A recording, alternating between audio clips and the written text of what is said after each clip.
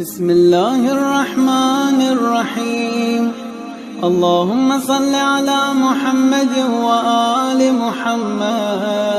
بے شک کو مائنس کر دیجیے اور پھر معراج تک آپ دیتے ہیں تو کوئی اس کا مطلب نہیں. آج کی شب ہے بے شک کی ہم غریب میں خوشی کا اظہار کرتے ہیں کہ دین کی تکمیل کا ذریعہ غدیر وہ دن ہے جس دن اکمال دین اور اتمام نعمت.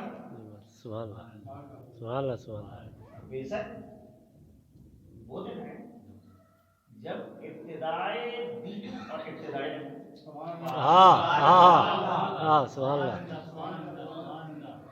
لہذا ہم اگر آخر کو یاد رکھتے ہیں تو اول کو بھی یاد رکھیں.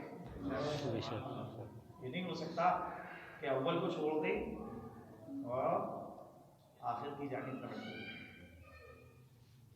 اور اس وقت تک فلسفہ غدیر ناتمام ہے جب تک کہ ایک انسان فلسفہ بے شک کو نہ سمجھے.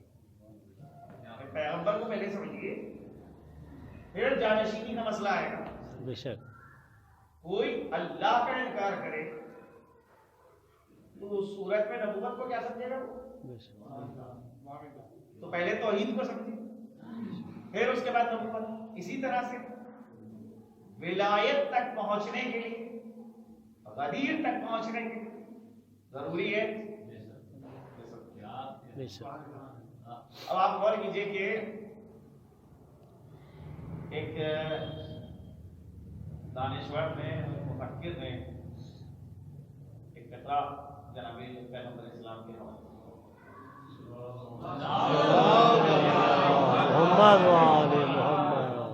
کہتے ہیں کہ سقراط نے اپنی قوم کی ذہنی سطح سے بلند ہو کر گفتگو کی تو سقراط کو زہر کا جام پینا، لیکن محمد نے اپنی قوم کی ذہنی سطح پہ قدم جما کے گفتگو کی. آج محمد کی آواز اذان کی صورت سبحان اللہ سبحان اللہ سبحان اللہ سبحان اللہ سبحان اللہ سبحان اللہ سبحان اللہ. اس کو جمیل نے کہا ہے کہ گنی سقراط نے بھی اس کے دل کی دھڑکنیں لکھی.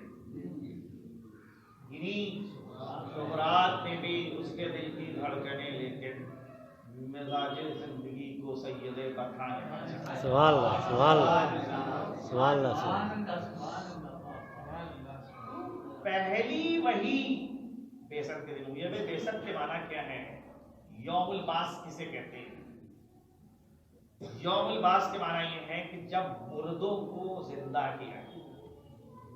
پیغمبر جس دن بھیجے گئے ہیں اس دن کو بیست کا دن کہا جاتا ہے. یعنی وہ مردہ معاشرہ سبحان اللہ سبحان اللہ سے پہلے تھا، سبحان اللہ. بیست پیغمبر سے وہ معاشرہ زندہ ہو گیا اور آثار حیات آج تک موجود ہیں. کیونکہ کبھی کبھی ان آثار پہ غبار آ جاتا ہے، لیکن جب حق کے تھپیڑے اس غبار کی سے ٹکراتے ہیں تو غبار چھٹ جاتا ہے اور فطرت نمایاں ہو جاتی ہے. عزیزان گرامی، جناب پیغمبر اسلام اللہم صلی علی محمد وآل محمد. بیست سے پہلے ہی حالات میں ملتا ہے کہ تنہائی پسند. تنہائی پسند کے معنی یہ نہیں ہے کہ جناب پیغمبر اسلام لوگوں کے ساتھ جو ہے وہ اٹھتے بیٹھتے ہیں یا ان کے مسائل کو حل کرتے ہیں، بلکہ یہاں وہ جو بےہودہ محفلیں ہیں کیا بات ہے کیا وہ بس میں کہ ہے جن کا نہ دنیاوی اعتبار سے کوئی فائدہ ہو نہ دینی اعتبار سے کوئی فائدہ. اور بزموں سے دور تھے اور مناجات الہیہ کے لیے تخلیہ کی ضرورت ہے.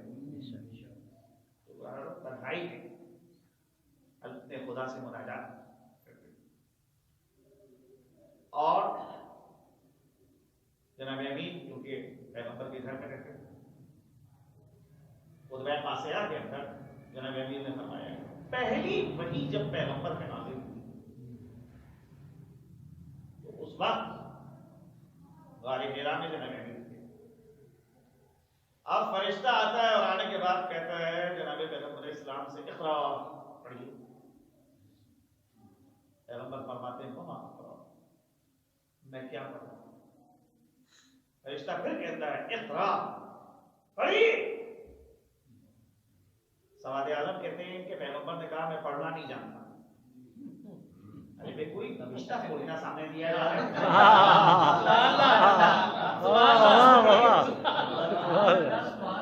بلکہ یہ کہا جا رہا ہے کہ پڑھیے. تو آپ اس کو اپنی طور کے اوپر فیصلہ کر سکتے ہیں کہ جب نوشتہ سامنے ہو آپ جو ہے کہا جائے گا کہ پڑھیے. ہاں فرشتہ یہ کہہ رہا ہے پیغمبر سے کہ پڑھیے اور پیغمبر کہہ رہے ہیں وما اقرا میں کیا پڑھوں. سوال ہے تو سوال پیغمبر کا بہرحال مناسب سوال ہے کہ تم مجھ سے کیا چاہتے ہو کہ میں کیا پڑھوں. فرشتہ کہتا ہے اقرا بسم ربک الذی خلق پڑھیے اپنے پروردگار کے نام سے کہ جس نے پیدا کیا. خلق الانسان من علق جس نے انسان کو جمے ہوئے خون سے پیدا کیا اور انسان کو وہ چیزیں سکھائیں کہ جن کو انسان نہیں جانتا تھا. سبحان اللہ سبحان اللہ. اور انسان کو قلم کے ذریعے سے تعلیم دی. یہ پہلی وحی ہے جس کی 5 آیتیں جناب پیغمبر اسلام کے اوپر نازل ہوئی. اب جیسے ہی وحی نازل ہوئی تو کسی کے نالے کی آواز سنی. کوئی چیخیں مار مار کے رو رہا ہے. جناب امیر نے جناب رسول خدا سے پوچھا یا رسول اللہ یہ کون نالا کر رہا ہے. کہا کہ یہ شیطان کر رہا ہے. سبحان اللہ سبحان اللہ. کیونکہ پیغمبر مجھ کو جو اللہ نے مبعوث کیا ہے شیطان اس بیسس سے مایوس ہوا. اور اس کے بعد پیغمبر نے سوال کیا ہے علی کیا جو میں سن رہا ہوں وہ تم سن رہے ہو اور کیا جو میں دیکھ رہا ہوں وہ تم دیکھ رہے ہو. فرمایا یا رسول اللہ جی جو آپ سن رہے ہو میں سن رہا ہوں اور جو آپ دیکھ رہے ہو میں دیکھ رہا ہوں. عجیب چیز ہے. ارے بھائی یہاں پیغمبر کو سوال کرنا چاہیے میں کیا دیکھ رہا ہوں جو تم دیکھ رہے ہو. یہاں یہ کہہ رہے ہیں جو آپ دیکھ رہے ہو میں دیکھ رہا ہوں جو آپ سن رہے ہو میں سن رہا ہوں. سبحان اللہ سبحان اللہ.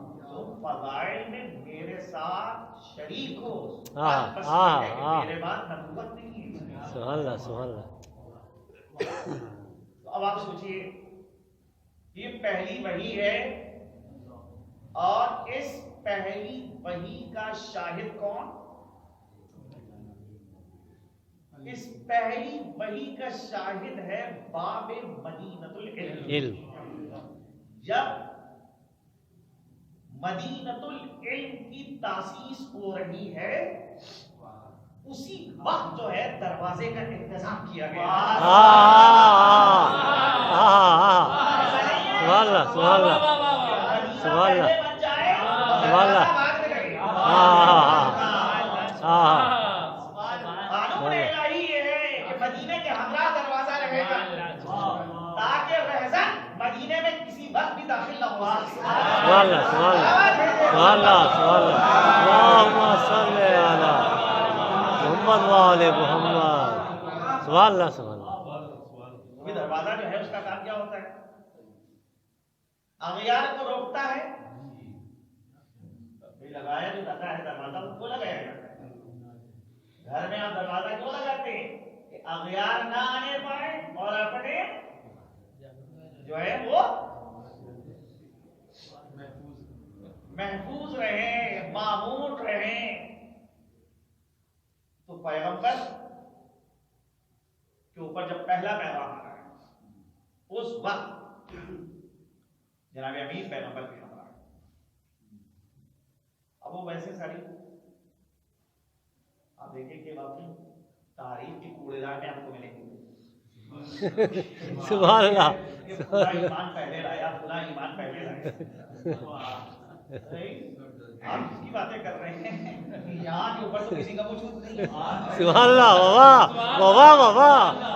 जितनी भी मशहूर शख्सियतें हैं वो बहुत बात की हैं। इस बात जो है वो कौन है? बाबे मस्जिद में। अब वहां बाहर इस मसले को कैसे कमजोर किया जाए? तो कहा जाता है कि बच्चा 10 साल, ठीक है, सही है।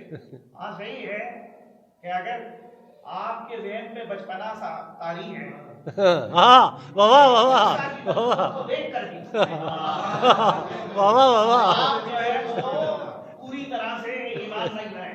तो ठीक है कि आप अगर इस किस्म की तौजीह करते हैं तो आपकी तौजीह काबिल कबूल है। बेशक, जब बचपना जो है वो सुभान अल्लाह, सुभान अल्लाह, फटेगा, उस वक्त जो है हकीकत आपके सामने सामने आएगी। बेशक, सुभान अल्लाह। 3 साल तक पैगंबर ने दावत जो की है वो सिर्री दावत की। यहाँ पैगंबर अलमी तौर पे दावत नहीं करते। 3 साल तक जनाब पैगंबर इस्लाम ने आहिस्ता आहिस्ता मख्तियाना तौर पे दावत की। और फिर 3 साल के बाद हुक्म हुआ वांज़िर अशीरतक अल-अक़रबीन, नजदीकी रिश्तेदारों को बुला के अज़ाब इलाही से आगाह खबर कर। वो दावत ज़ुल अशीरा जो आप सुनते हैं बुलाए, उसमें जो है दावत, क्योंकि सबसे पहला मसला है रिश्तेदारों को दावत। ये गलत मसला है कि कितने साथ आ रहे हैं। एतमाम हुज्जत पहले उन पे हो, घर आए कोई या ना आए, ये इख्तियार उसके हाथ, क्योंकि हिदायत में जबर का पहलू नहीं पाया। अल्लाह ने जब इंसान को इस दुनिया में भेजा है आजाद, तो दीन के मामले में भी आजाद रखा है। सुभान अल्लाह, सुभान अल्लाह। जब तक के आप दीन की हुदूद में नहीं दाखिल हैं, मुकम्मल आजाद है। ला इकराह फिद्दीन, दीन में कोई जोर जबरदस्ती नहीं। लेकिन जब आपने दीन की नेशनलिटी ले ली तो उस वक्त जो है फिर आपको किसी किस्म का कोई एतराज करने का हक नहीं है। वहां आजादी के ऊपर आपको बंद बांधना होगा। आजादी दीन के पैराए में मसरूफ, और अगर उससे बाहर है तो फिर वो आजादी नहीं है, फहाशी है। लिहाजा जनाब पैगंबर इस्लाम ने रिश्तेदारों को बुलाया और मुत्तफ़क़ा तारीफ है रिश्तेदारों में बहरहाल वही एक शख्सियत खड़ी होती है, कोई नहीं खड़ा होगा, जो अपनी नुसरत का जो है वादा करती है कि हाँ मैं आपकी मदद करूँ, अगरचे मेरे पैर अभी कमजोर हैं, बाजुओं के अंदर मेरे इतनी ताकत नहीं है। और पैगंबर जो है जनाब अमीर की नुसरत को कबूल करते हैं। यानी फिक्रिया नहीं है कि सवाद आजम जिस किरदार को रद्द कर रहे हैं कि अभी 10 साल के हैं, लेकिन खुद पैगंबर बच्चे को कबूल कर रहे हैं, नुसरत को कबूल कर रहे हैं। और उसके बाद फिर ऐलान होता है कि अब दावत को दावत। तो अब आप गौर कीजिए कि जब दावत आम हुई है और उसके बाद जो मसाइब और आलाम का सिलसिला शुरू हुआ, उसी दौरान पैगंबर को मेराज दी। यानी ये मेराज जो जनाब पैगंबर इस्लाम को हुई है, और खास तौर के ऊपर जनाब पैगंबर इस्लाम ने मेराज में जो वाकयात पेश आए थे, جب پیغمبر اسلام مکے سے فلسطین کی جانب چلے، بیت المقدس کی جانب، پیغمبر نے اس وقت ایک قافلے کو دیکھا تھا، کھلا مقام کے اوپر تھا، اور اس قافلے کے اندر بعض کام انجام پا رہے تھے، ان سارے امور کو دیکھا تھا۔ مکے میں جب آئے اور آنے کے بعد پیغمبر نے معراج کی حقیقت کو بتایا اور بتایا کہ میں ایسا سفر کر کے آ رہا ہوں، تو وہ کفار شک کرنے لگے۔ شاہد کے طور پر پیغمبر نے کہا کہ راستے میں میری ملاقات اس قافلے سے ہوئی تھی، اور اس قافلے نے اتنا جو ہے اناج خریدا تھا اور یہ کیا تھا، ابھی پتہ چل جائے گا، کچھ دنوں میں وہ قافلہ جو ہے 2 دنوں کے اندر پہنچنے والا ہے کہ یہ دعویٰ جو کر رہے ہیں وہ دعویٰ صحیح ہے یا غلط ہے۔ بہرحال وہ قافلہ آیا، اس سے پہلے کہ کوئی اور اس قافلے سے ملے، جو خبر چین تھے، پہنچنے کے بعد جو ہے استفسار کرتے ہیں خبر کا، اور لوگوں نے تصدیق کی کہ ہاں ہم نے اتنا اناج خریدا تھا، یہ چیزیں خریدی تھی۔ تو حقیقت کیا ہے کہ جب حقیقت آپ کے سامنے ظاہر ہو جائے، حق واضح ہو جائے، تو اس حق کے سامنے آپ تسلیم ہو جائے۔ لیکن بہرحال کیا کہا جائے ان کافروں کو کہ جنہوں نے صراحت کے ساتھ انکار کیا، اور کیا کہا جائے ان لوگوں کو کہ جنہوں نے معراج کو مخصوص کر دیا جسم سے نہیں روح سے، کہ پیغمبر کو معراج روحانی ہوئی، جسمانی نہیں ہوئی۔ جناب سید العلماء کا یہ فقرہ نظر یاد آتا ہے کہ اگر آپ قرآن پڑھ لیں تو اس وقت آپ کے اوپر یہ حقیقت ظاہر ہو جائے۔ قرآن کہہ رہا ہے سبحان الذی اسری بعبدہ لیلا من المسجد الحرام الى المسجد الاقصی۔ پاک و پاکیزہ ہے وہ ذات کہ جو اپنے بندے کو لے مسجد حرام سے انتہائی مکان سجود تک،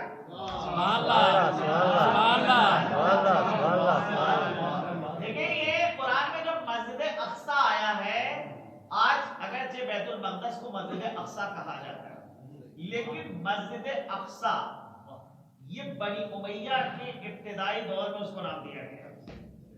نزول قرآن کے وقت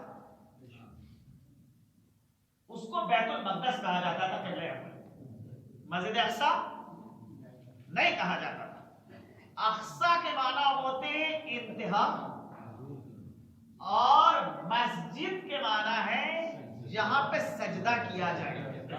تو اگر ترجمہ یہ ہو کہ پاک و پاکیزہ ہے وہ ذات جو اپنے بندے کو لے گئی مسجد حرام سے انتہائی مکان سجود تک۔ اب مسئلہ یہ ہے کہ اس میں لفظ عبد آیا ہے، عبد روح پہ اطلاق کرتا ہے یا روح اور جسم دونوں پہ اطلاق کرتا ہے؟ اگر لفظ عبد روح پہ اطلاق کرتا ہے تو معراج روحانی بنے گی، اور اگر لفظ عبد جسم پہ اور روح دونوں پہ اطلاق کرتا ہے تو معراج جسمانی بنے گی۔ اب مسئلہ یہ ہے کہ لوگ جو ہیں جب کسی حقیقت کو نہیں سمجھ پاتے ہیں تو وہاں کے اوپر جو ہے وہ پھر مختلف قسم کے اعتراض کرتے ہیں۔ اگرچہ وہ پرانی حیت جو ہے وہ باطل ہو گئی ہے اور نہیں قبول کی جاتی موجودہ زمانے میں، ورنہ ایک زمانے میں وہ قدیم حیت مدارس کے اندر پڑھائی جاتی کہ پہلا آسمان ہے، اس کے بعد دوسرا آسمان ہے، اور دوسرے آسمان کے بعد تیسرا آسمان ہے، اور تیسرے آسمان کے بعد چوتھا آسمان ہے، پھر خلق الافلاق ہے۔ یہ 7 آسمان ہیں، بالکل اسی طرح سے جیسے کہ پیاز کے اوپر چھلکا ہوتا ہے، ایک چھلکے کو اتاریے سب دوسرے چھلکے تک پہنچیے گا، دوسرے چھلکے کو اتاریے تیسرے چھلکے تک پہنچیے گا۔ ویسے ہی آسمانوں کا مسئلہ ہے، یہ قدیمی حیات میں پڑھایا جاتا ہے۔ تو اس وقت یہ اعتراض ہوتا تھا معراج کے اوپر کہ पैगंबर जब एक बार गए जाने में आसमान था खर्क हो और फिर मिला यानी इल्तियाम, तो क्या आसमान में खर्क और इल्तियाम हो सकता है? का इल्मी एतबार से मुहाल है कि खर्क और इल्तियाम हो। तो भाई मसला ये है कि आज मौजूदा जमाने में जो तहकीक हुई तो कहा ये कि आसमान हद नजर का नाम और वो कुछ और कोई चीज नहीं है। मतलब आपकी निगाह जो है जो देख रही है उसको आप शुमार कर रहे हैं आसमान, वरना वो जो कदीमी हयात थी वो बातिल हो गई सारे नजरिया। तो जब वो बातिल हो गए तो फिर इस माना में मेराज का रास्ता तो साफ हो गया। पैगंबर जो है आसानी के साथ मेराज में जाएंगे, हर कोई इल्तियाम लाजिम किएगा। तो मौजूदा जमाने में ये एतराज कि जब इंसान फिजा से बाहर जाता है तो ऑक्सीजन नहीं होती, जब तक फिजा में रहे उस वक्त तक क्या ऑक्सीजन रहती, जब फिजा के बाहर चला गया तो जनाब ऑक्सीजन नहीं है, उस वक्त जो है कोई जीरू जिंदा नहीं रह सकता। यानी मसला यही है कि गए तो कैसे गए? तो जनाब शेरुल उलमा कहते हैं कि कुरान ये कब कहता है कि ये गए? कुरान में कहता है खुदा ले गया, होते हुए ये गया, ये बंदे होते हुए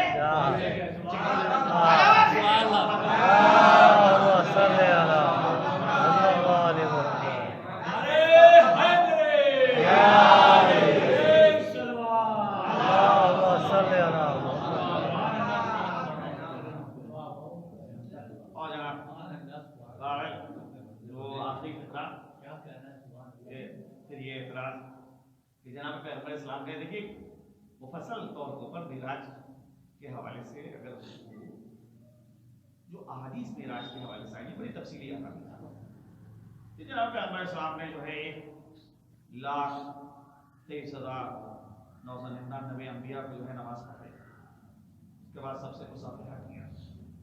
पैगंबर ने जो है जन्नत का नज़ारा किया, जहन्नम का नज़ारा किया, बरज़ख के मनाज़िर का मुशाहिदा किया। अब ये बाहर है इसके लिए बरज़ख का, और आप ये कहते हैं कि जो है बिस्तर की गर्मी बाकी थी और वजू का पानी जहाँ तो चला था वहीं के ऊपर रुका हुआ था, आगे नहीं बढ़ा, और जनाब जो है जंजीर इधर नहीं है। इतने सारे उमूर अंजाम दिए और उसके बाद जाने के बाद पलट के आए इतनी जल्दी, तो ये कैसे है?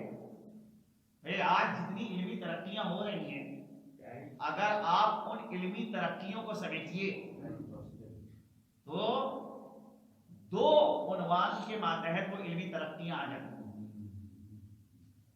सुरअत रफ्तार और शिद्दत इख्तिसार, कितनी तेजी के साथ रास्ते को तय किया जाए और कितने मुख्तसर वक्त में ये काम अंजाम पाए। तो अल्लाह ने ये चाहा कि जब नबी को भेज रहा है कयामत तक के लिए तो एक मोजिजा ऐसा दे दे कि जो शिद्दत इख्तिसार और सुरअत रफ्तार का नमूना अतम हो कि बशर लाख तरक्की कर ले, जिधर से भी गुजरेगा नक्शे पाए मोहम्मद को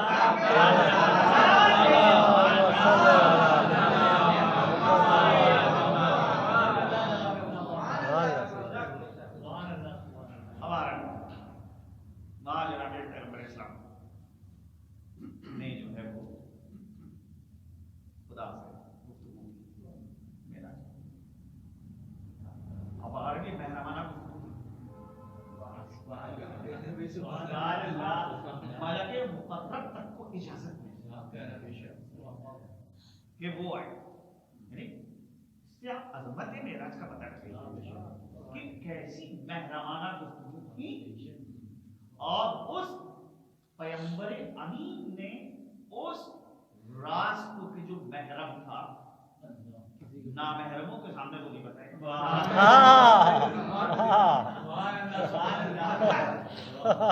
بتا دیا تھا تو سوال اٹھتا ہے کہ کوئی ضرورت کیا تھی معراج کی؟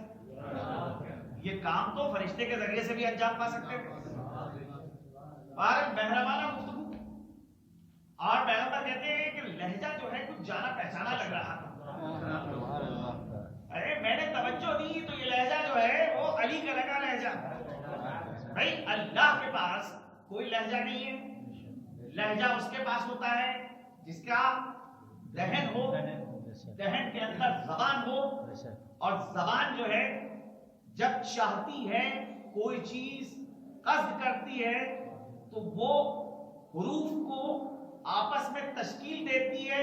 حروف جب تشکیل پاتے ہیں تو لفظ وجود میں آتا ہے. لفظ زبان سے جب صادر ہوتا ہے تو لفظ لہجے کا تابع ہوتا ہے. لیکن وہ ذات وہ ہے جو جسم و جسمانیت سے مبرہ ہے، پاک و پاکیزہ ہے. بہرحال اس کو جناب پیغمبر اسلام سے گفتگو کرنا ہے. گفتگو کا یہ بھی طریقہ ہو سکتا تھا کہ وہ براہ راست سارے حقائق دل پیغمبر میں اتار دیتا، لیکن اس نے آواز کے ذریعے سے ان حقائق کو سماعت پیغمبر نے منتقل کیا. تو پروردگارا تیرے نزدیک تیرا پیغمبر سب سے زیادہ محبوب ہے، کیوں نہیں تو نے انہی کے لہجے میں گفتگو کی؟